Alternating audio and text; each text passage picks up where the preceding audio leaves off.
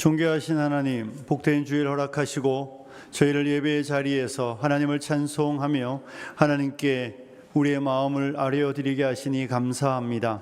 아버지 하나님, 예배하는 모든 성도들의 예배 가운데 임하여 주셔서 각 사람의 심령을 주의 성령으로 충만하게 채워 주시옵소서. 오늘도 하나님 앞에 나오며 마음을 담아 정성을 다하여 예물을 구별하여 드렸습니다.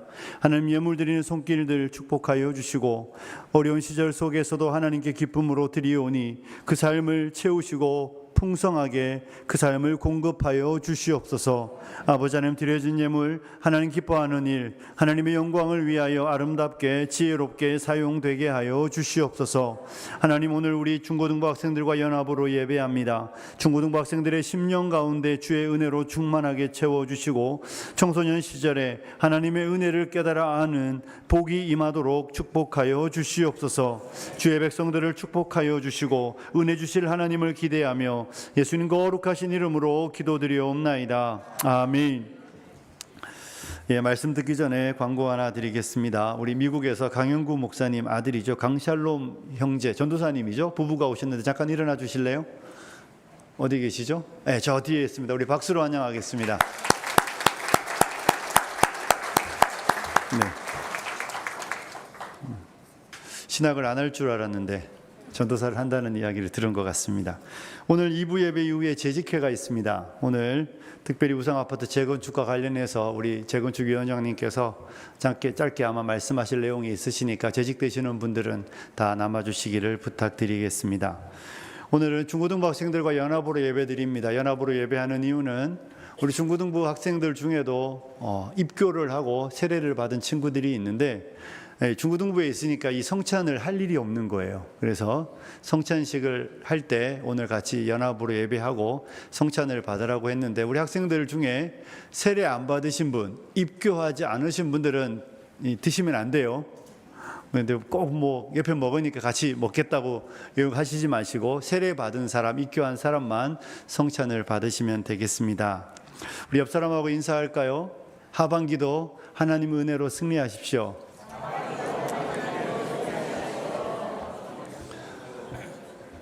예, 하반기도 하나님의 은혜로 승리하시는 여러분들 되시기를 축복합니다. 우리 하반기를 맞이해서 우리 첫 주일 예배를 드리며 오늘 성찬식을 하게 되었습니다. 또 말씀을 짧게 하고 우리 성찬을 받을 텐데요. 제가 제 이야기, 제 경험을 하나 이야기하겠습니다. 제가 결혼한 지 21년째인데 이사를 20번 했더라고요. 정말 이사 많이 했습니다. 웬만한 사람 저리 가라 할 만큼 했는데 가장 기억에 남았던 이사 중에 하나는 2009년도 남아공에 가서 1년을 어학을 하고 그 다음에 이제 그 산 위의 동네 우스트라는 동네로 제가 이사를 갔습니다.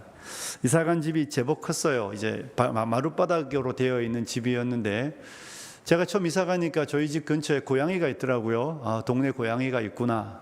그런데 어느 날부터 고양이가 안 보여요. 고양이가 안 보이니까 여러분 놀라운 사실이 있는데 쥐가 등장하더라고요. 쥐가 등장했는데 어느 날 겨울 밤에 애들 다 재우고 아내랑 이렇게 거실에 앉아서 이야기를 하는데 뒤에서 부스럭 소리가 나는 거예요. 의자를 소파를 싹 당겼더니 이만한 쥐가 막 다니는 거예요. 제가 남자잖아요. 빗자리로 때려잡았어요. 이제 끝난 줄 알았어요. 근데 문제는 며칠 지났는데 쌀통 옆에 쥐가 똥을 나는 거예요. 상상이 되시죠? 쥐가 막 시커먼 똥을 넣었길래 이거 쥐 잡아야 된다. 잡을 길이 없잖아요. 그래서 슈퍼에 사서 쥐약을 사다가 놨습니다. 쥐약을 놨는데 약을 놨으니까 봤더니 어느 날 약이 없어졌어요. 먹었겠죠. 우리가 먹진 않았으니까. 문제는 거기서 시작되는, 쥐가 치약을 먹었는데 쥐가 치약을 먹었으면 죽을 거 아니에요. 근데 문제는 어디서 죽을지 모른다는 겁니다. 여러분 강아지 아무데나 똥 누는 정신 나간 강아지처럼 이놈의 쥐가 먹기는 먹었는데 어디서 죽었는지는 모르겠는데 어느 날부터 안방에 냄새가 나는 거예요. 안방에 약간 이상한 냄새가 나기 시작하는데 처음에는 그냥 남자의 향기인가. 근데 이게 그게 아니더라고요. 갈수록 심해지는 거예요. 그래서 이거 뭐가 있다. 그래서 찾기 시작했습니다. 이제 농문을 딱 열고 어느 날 농문을 열었는데 냄새가 확 올라오잖아요. 그죠? 그 옷을 이렇게 하나씩 덜치는데 딱 덜쳤는데 쥐가 죽었는데, 죽었기만 했으면 괜찮은데 썩어서 점심 맛있게 드세요. 썩어서 막 생겨나고 있는 거예요. 제가 봐서 다행이죠. 그래서 제가 그걸 버렸습니다. 여러분, 죽은 건 썩고 썩은 건 냄새밖에 안 나요. 그죠? 그 정말 냄새가 많이 나더라고요. 제가 오늘 이 말씀을 여러분에게 왜 드리겠습니까? 우리가 사는 세상이 죽어서 썩어서 냄새나는 세상이에요. 우리가 이 땅을 살아가면서 이 시대가, 사람들 중에 이런 말씀하시는 분들이 있잖아요. 목사님, 세상이 왜 이래요? 아마 우리 70년대 6.25 이후를 사신 어르신들은 옛날에 가난했지만 지금처럼 이렇게 각박하진 않았어요. 이렇게 넉넉하고 이렇게 부유한데 왜 세상은 이렇게 어려울까요? 우리는 세상이 더 좋아질 거라고 생각합니다. 그런데 세상은 좋아지지 않아요. 세상은 더 나빠져 가는 것이 세상의 이치입니다. 왜냐하면 성경 우리 1절에 보면 죽었던 이렇게 말하잖아요. 죽었고 썩어서 냄새나는 게 이 세상입니다. 사람들 중에 특별히 19세기가 끝나고 20세기가 시작할 때, 우리 학교 다닐 때 진화론 이런 거 배웠어요. 그죠? 진화론이 발표되고 사람들은 인류가 진화하니까 세상은 계속 좋아질 거라고 믿었습니다. 기술 문명이 되게 발전하니까 사람들 속에서는 이 기술 문명의 발전과 함께 그 유토피아, 우리 다음 주에 통일비전 특별 예배가 있는데, 이번 주 혹시 유튜브 보시는 분들 중에 집에서 유튜브 보실 때 비욘드 유토피아라는 유튜브 그 영상이 있어요. 저 목사님이 제작한 영상인데 북한 탈북자들의 영상입니다. 한번 보십시오. 그러니까 이 시대 사람들이, 19세기, 20세기 사람들이 유토피아가 되리라고 생각했어요. 정말 좋은 이 땅이 천국이 도래하리라고 믿었습니다. 진화하고 발전하니까. 그런데 유토피아가 도래할 줄 아는 세상에 미치광이들이 등장하죠. 그래서 1차, 2차 세계대전이 발생했습니다. 사람들이 가졌던 꿈은 하루아침에 물거품이 되고 20세기 중반이 넘어가면서 세상은 회의론으로 돌아서기 시작했습니다. 세상은 절대로 낙관적이지 않고 희망보다는 절망이 더 많다. 이렇게 세상이 이해되기 시작했죠. 여러분, 우리가 사는 세상이 이와 같이 죽어서 썩어서 냄새나는 세상이라고 성경은 오늘 우리에게 분명히 가르쳐주고 있는 것이죠. 그러므로 저와 여러분이 이 땅에서 큰 소망과 큰 기대를 가지면 큰 실망을 할 수밖에 없는 것입니다. 우리가 대통령을 새로 뽑으면 되게 좋을 줄 알았는데 막 힘들어 하시잖아요. 다음 대통령을 뽑아도 또 힘들어요. 그 다음 대통령을 뽑아도 또 힘들어요. 왜냐하면 내 편이 아니기 때문에 그렇습니다. 이것이 세상 이치입니다. 이것이 우리가 오늘 본문에서 읽어가며 우리가 이 세상을 바라볼 때 이해해야 되는 세상이죠. 죽어서 썩어서 냄새나는 세상입니다. 여러분, 이 땅은 절대로 천국이 아닙니다. 이 땅은 절대로 여기가 천국이 될 수 없습니다. 누가 나와서 무슨 일을 해도 절대 그렇지 않다고 오늘 성경은 우리에게 가르쳐 주고 있습니다. 성경은 우리에게 죽어 있는 사람들의 도시가 이 시대입니다. 사람들은 죽어 있습니다. 여러분, 죽어 있다는 개념은 무엇입니까? 이 죽어 있다는 이야기는 생명이 없다는 이야기예요. 그리고 하나님의 생명에서 떠나 있는 세상이라는 것입니다. 하나님의 생명에서 떠나 있는 세상. 여러분, 하나님은 하나님의 생명에 붙어 있는 세상이라면 어떨 것 같습니까? 하나님처럼 의롭고 진리로 거룩한 사람들이겠지요. 의로운 사람. 우리 모두가 의로운 사람이라면 경찰이 왜 필요하겠습니까? 우리 모두가 선한 사람이라면 세상에 가난한 사람이 왜 있고 굶어 죽는 사람이 왜 있겠습니까? 하나님을 따라 의와 진리의 거룩함으로 지으심을 받은 사람이면 좋은데 하나님하고 연결되지 못하고 하나님의 생명에서 떠나 있는 것이 바로 이 시대입니다. 그래서 성경은 죽었다라고 말하는 것이죠. 죽어 있는 사람들이 사는 세상입니다. 죽어 있는 사람들이 어떻게 삽니까? 왜 죽었습니까? 성경 1절이 이렇게 말하죠. 허물과 죄로 죽었다. 우리가 죽은 이유는 다른 데 있지 않고 허물과 죄 때문입니다. 여러분, 허물과 죄를 구별하여 생각할 필요는 없습니다. 같은 개념의 비슷한 언어입니다. 하나님의 말씀에 불순종하고 하나님의 말씀을 순종하며 모자란 게 죄인 것이죠. 허물은 경계를 벗어나는 게 허물입니다. 그러니 허물과 죄는 하나님을 떠나 하나님을 반역하여 자기 마음대로 살아가는 것이 허물과 죄인 것이고, 그 결과로 사람들은 죽은 것입니다. 사람들이 하나님 안에 있으면 천국이 됩니다. 여러분도 하나님 안에 살면 천국인 줄로 믿습니다. 여러분 요즘에 혹시 마음이 막 우울하고 여러분이 되게 삶이 힘들고 괴로우면 여러분이 하나님 안에 있는지 점검하셔야 합니다. 내가 하나님 안에 있으면 내 주 예수 모신 곳은 그 어디나 어디죠? 하늘나라 믿으시기를 축복합니다. 하나님 안에 있으면 천국인데 하나님을 떠나 있으면 죽어 있는 것이고, 하나님을 떠나 있으면 거기가 바로 지옥이에요. 허물과 죄로 인하여 죽은 인생들, 이것이 세상입니다. 그리고 그들이 어떻게 살아갑니까?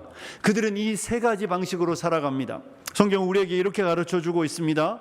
2절에 보면 이 세상 풍조를 따라간다는 것입니다. 세상을 따라가는 거예요. 쉽게 말하면 세상이 즐거운 것입니다. 여러분, 죽어있는 사람은 하나님이 즐겁지 않습니다. 죽어있는 사람은 하나님이 기쁘지 않습니다. 부부가 관계가 되게 나쁘면 남편은 아내를 절대로 즐거워하거나 기뻐하지 않습니다. 그래서 집에 안 들어오는 거예요. 우리 남편이 집에 안 들어오는 이유는 간단해요. 네가 싫은 거예요. 네가 싫어서 안 들어오는 거고, 세상이 좋은 거예요. 성경이 말하는 것, 세상의 풍속을 따라 지내는 죽어있는 사람들은 하나님이 즐겁지 않습니다. 죽어있는 사람이 제일 어려운 시간이 뭔 시간이에요? 예배 시간이에요. 예배 시간. 예배 시간 중에서도 더 어려운 시간이 누가 그러대요? 찬송하는 시간이래요. 하나도 못 알아들어. 가사가 우리말인데 이해가 안 돼. 우리 중고등학생들 쟤들 노래방 가면 미친 듯이 불러요. 돈이 없어서 못 부르지 코인 노래방 가서 넣어주면 아마 하루 종일 부를 수 있어요. 그런데 기가 막히게 찬송 시간에는 엄청 힘들어요. 물론 설교 시간에는 다 잡니다. 그리고 대표적인 애들이 몇 있다고 그러더라고요. 여러분, 하나님이 즐겁지 않아요. 하나님이 즐겁지 않아요. 세상에 속한 사람, 죽어있는 사람은 하나님을 향하여 죽은 것이기 때문에 하나님이 즐겁거나 하나님이 기쁘지 않습니다. 그래서 그들은 이 세상 풍조를 따라가고 세상의 즐거움을 쫓아 살아갑니다. 이 세상 문화가 그들의 삶의 유일한 욕구입니다. 이것이 죽어있는 사람들의 특징이죠. 그러면서 동시에 그들은 어떻습니까? 2절 중반에 보면 공중의 권세 잡은 자를 따랐으니 곧 지금 불순종의 아들들 가운데 역사하는 영이라. 공중 권세 잡은 자가 누굽니까? 마귀, 사탄. 죽어있는 사람들은 마귀의 노예이며 마귀의 종입니다. 여러분, 노예와 종은 뭐합니까? 주인의 말을 듣는 게 노예와 종이에요. 그러니 죽어있는 사람들은 마귀의 노예이며 마귀의 종이기 때문에 마귀가 이끄는 대로 이끌려 갈 수밖에 없다는 것입니다. 이렇게 예배 시간에 마귀의 이야기를 하면 어떤 분이 그러더라고요. 목사님 요즘도 마귀, 사탄 이런 이야기 하시나요? 하면 안 돼요. 이상하지 않아요? 세상 사람들은 사탄을 숭배하는 사람들 있잖아요, 그죠? 사탄 숭배교 막 유튜브에도 있더라고요. 그런 사람들도 있는데, 아니 그들은 대놓고 사탄을 숭배하고 대놓고 그런 것을 추구하는데 왜 우리는 교회 안에서 성경이 분명히 가르치고 있는 공중권세 잡은 자, 불순종의 아들들 가운데 역사하고 있는, 힘을 행사하고 있는, 그들을 통제하고 있는, 그들을 끌고 있는, 그들이 그 앞에 종으로 노예로 순종하고 있는 마귀에 관한 이야기를 안 합니까? 해야 되는 것이죠. 세상 사람들은 세상의 풍조를 따라 지내는데 그 이유가 무엇인가 하면 마귀의 종이기 때문에 그렇습니다. 마귀의 노예이기 때문에 그렇습니다. 마귀는 하나님의 일을 파괴하는 게 마귀의 유일한 목적입니다. 하나님의 일을 파괴하고 하나님의 동산을 파괴하고 하나님의 뜻을 이루지 못하게 하는 게 마귀의 목적입니다. 그래서 제가 가끔 이야기 드리잖아요. 여러분, 우리 가운데 누군가가 엄청난 부를 이루었는데 그 사람이 부자가 되는 순간부터 신앙을 떠나면 그건 복입니까? 저주입니까? 저주예요.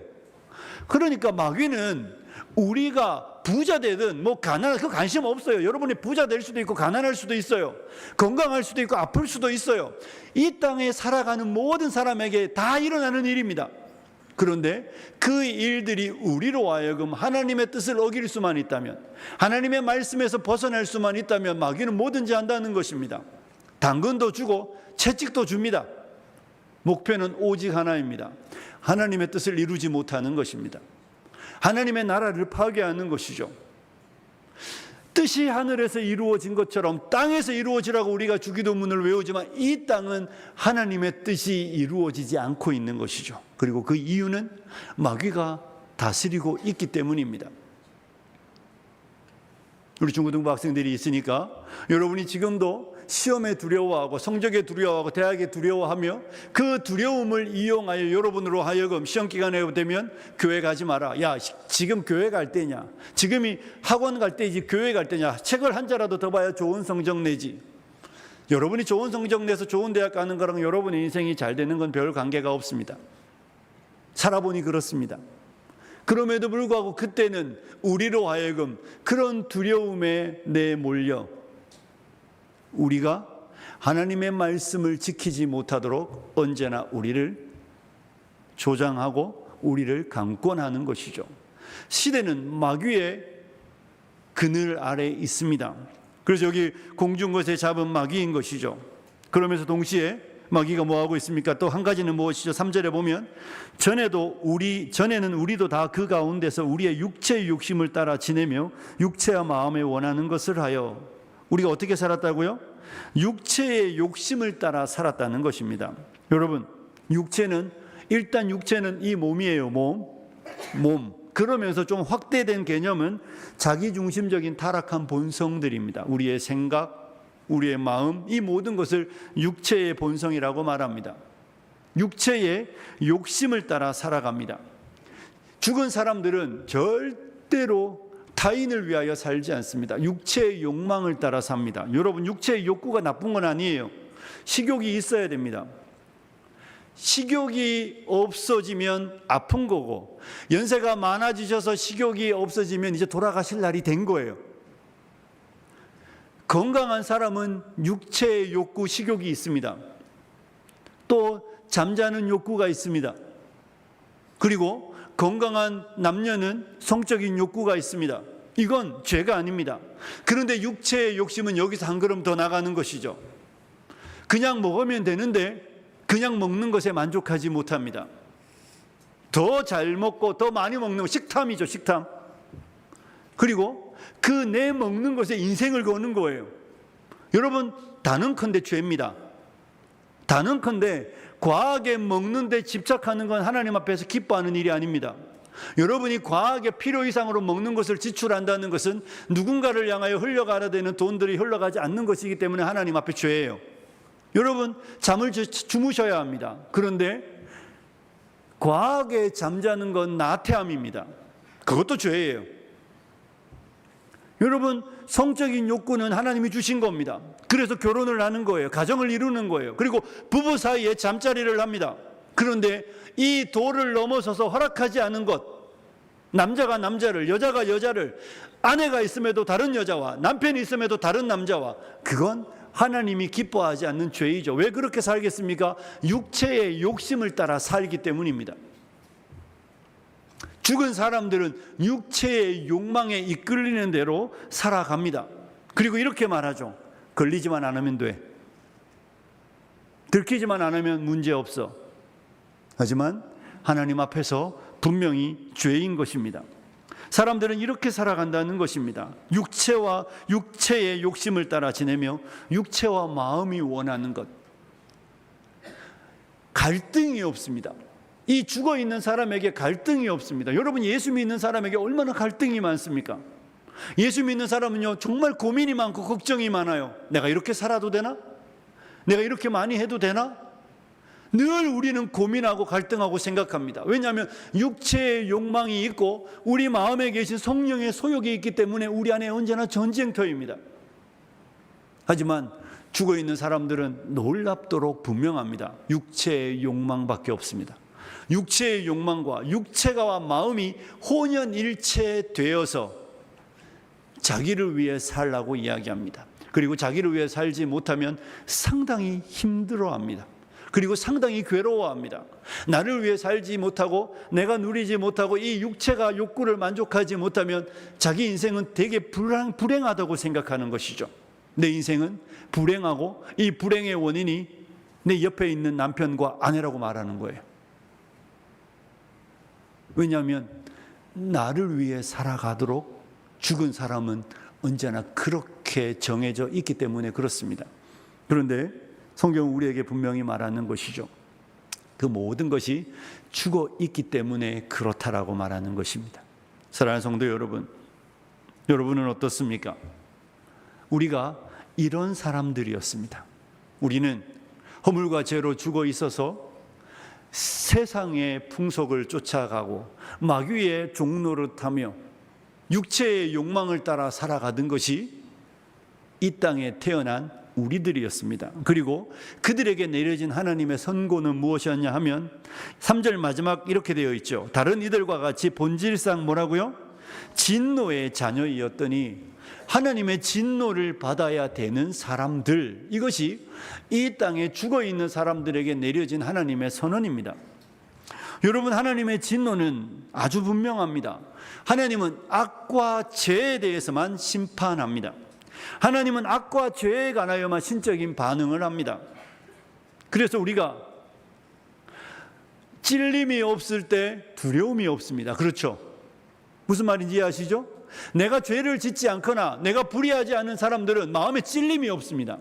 그런데 놀랍게 마음에 죄를 짓거나 불의를 하면 우리 마음에 찔림이 있습니다. 왜 찔리고 우리 마음이 두려운 줄 아십니까? 하나님의 진노가 있다는 것을 우리가 아는 거예요. 직장 생활을 하거나 세상 살 때 제일 힘든 사람들이 있습니다. 지 마음대로 안 하는 사람입니다. 이건 통일성이 없어요. 오늘은 이렇게 말했는데 괜찮았는데 내일은 그렇게 말했는데 화내. 이런 사람들이 있으면 정말 스트레스 많이 받습니다. 이건 도대체 어느 장단에 맞춰야 될지 모르기 때문에 그렇죠. 그런데 우리 하나님은 정말 분명한 분입니다. 여러분, 하나님은 너무 확실합니다. 하나님은 오직 죄에 관하여 악에 관하여서만 신적으로 반응하시는 분입니다. 그러니 우리 하나님 앞에 죄를 짓지 않았으면 여러분은 당당하실 겁니다.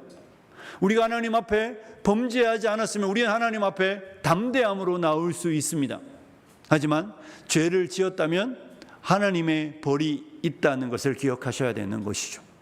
그래서 이 죽어있는 사람, 허물과 죄로 죽어서 세상의 욕심을 따라 살고 마귀의 권세 아래 있으며 육체의 욕심을 따라 살아가는 사람들은 본질상 진노를 받아 마땅하다, 성경은 이렇게 말하여 주고 있는 것이죠. 그런데 여기서 끝나면 성경은 비극입니다.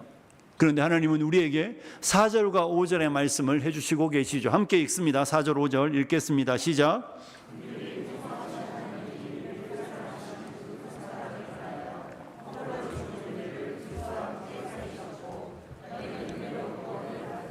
아멘. 여러분, 죽어서 썩어서 냄새나는 건 버려야 하는데 하나님이 죽어서 썩어서 냄새나는 우리를 향하여 뭐 하셨다고요? 긍휼에 풍성하신 하나님이 우리를 사랑하셔서 5절 마지막에 우리를 구원하셨다, 다른 표현으로 살리셨다 믿으시기를 축복합니다. 죽었습니다. 썩었습니다. 냄새가 창궐합니다. 행하는 모든 일들이 하나님이 기뻐하지 않는 일뿐입니다. 생각부터 행하는 모든 일들이 하나님의 뜻을 저버리는 것입니다. 그런 인생들을 향하여 하나님께서 진노하셔야 마땅함에도 불구하고 노하지 않으시고 긍휼에 풍성하신 하나님이 우리를 사랑하시 그 큰 사랑을 인하여 허물로 죽은 우리를 살리셨다고 성경은 말하여 주고 있습니다. 이것이 저와 여러분이 여기에 있는 이유입니다. 사랑하는 성도 여러분, 하나님이 여러분을 살리셨고 구원하셨다는 것을 믿으시기를 축복합니다. 하나님께서 우리를 향하여 우리가 무엇을 한 일이 없습니다. 여러분, 무엇을 하셨습니까? 죽은 사람이 무엇을 할 수 있습니까? 썩어 있는 사람이, 냄새나는 사람이 무엇을 할 수 있습니까? 할 수 있는 게 아무것도 없습니다. 할 수 있는 건 죄 짓는 것 뿐이고 할 수 있는 건 하나님이 기뻐하지 않는 일밖에 없는데, 그래서 바울이 이야기하기를 우리가 아직 죄인 되었을 때에 우리가 아직 죄인 되었을 때 그리스도께서 우리를 위하여 죽으셨다고 말하는 것입니다. 우리가 무엇을 하지 않았습니다. 우리가 무엇을 한 일이 없습니다. 그런데 하나님이 그저 그 긍휼에 풍성하신 하나님이 우리를 사랑하신 그 큰 사랑 때문에 저와 여러분을 살리셨고 구원하셨다고 바울은 말하여 주고 있습니다. 우리 모두는 이 은혜로 인하여 구원을 받은 줄로 믿습니다. 사랑하는 성도 여러분, 우리가 죄를 범하고 누군가가 나에게 잘못하면 그냥 나는 괜찮아 이렇게 말할 수 있는데 하나님은 그러시면 안 됩니다. 의로우신 하나님은 행한 것에 대해서 반드시 행한 대로 갚아주셔야 합니다. 죄에는 벌이 있어야 합니다. 근데 만약에 하나님께서 우리가 죄를 지었는데 그냥 됐어 이렇게 말하면 하나님은 의로운 분 아닙니다. 사랑으로는 그럴 수 있지만 의로우신 하나님은 그러시면 안 되죠. 그러니 하나님은 죄에 관하여 반드시 벌을 내리셔야 합니다. 그런데 그 벌이 우리에게 내려진 것이 아니라, 우리가 오늘 성찬을 받는 이유가 무엇입니까? 하나님께서 우리가 받아야 되는 형벌을, 우리가 받아야 되는 진노를, 우리가 받아야 되는 하나님의 모든 정죄의 심판들을 하나님의 아들 예수 그리스도에게 쏟아 부으신 줄로 믿습니다. 하나님의 아들 예수 그리스도께서 우리를 위하여 십자가에서 피 흘려 몸 버려 죽으셨기 때문에 그가 징계를 받음으로 우리가 나음을 입은 줄로 믿습니다. 한 일이 아무것도 없습니다.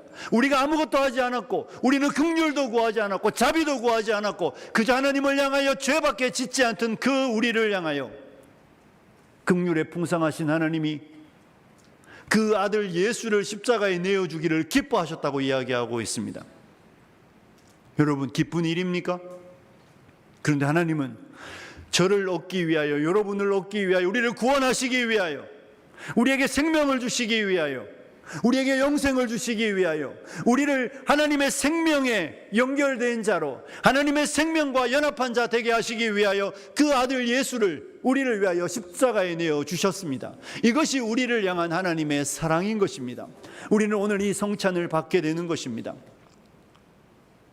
죄인인 우리를 향하여 베푸신 하나님의 은혜를, 죽은 우리를 살리시기 위하여 생명 내어주신 그리스도 예수의 그 사랑을 기억하며 우리는 오늘 이 성찬을 받는 것입니다.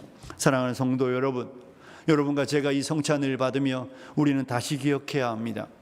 내가 값없이 주시는 하나님의 은혜와 하나님의 사랑으로 살리심을 얻었고 구원을 받은 사람이라는 것을 기억하고, 우리가 하나님의 생명에 연결된 자라는 것을 잊어버리지 말고, 하나님의 생명에 연결된 자들이라면 이제는 세상을 사랑하면 안 되잖아요.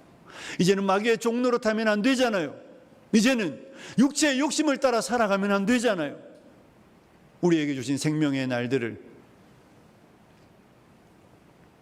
하나님의 말씀을 쫓아 하나님의 백성으로, 하나님께서 기뻐하시는 성령의 소욕을 쫓아 살아가는 자 되어 우리를 통하여, 생명 내어주신 그리스도를 통하여 우리가 구원을 얻었듯이 우리의 수고와 우리의 헌신과 우리의 희생을 통하여 우리의 이웃들이 구원받으며 우리의 이웃들이 살아나는 일들에 우리의 삶을 내어드리는 귀하고 복된 성도님들이 되시길 주님의 이름으로 축복합니다.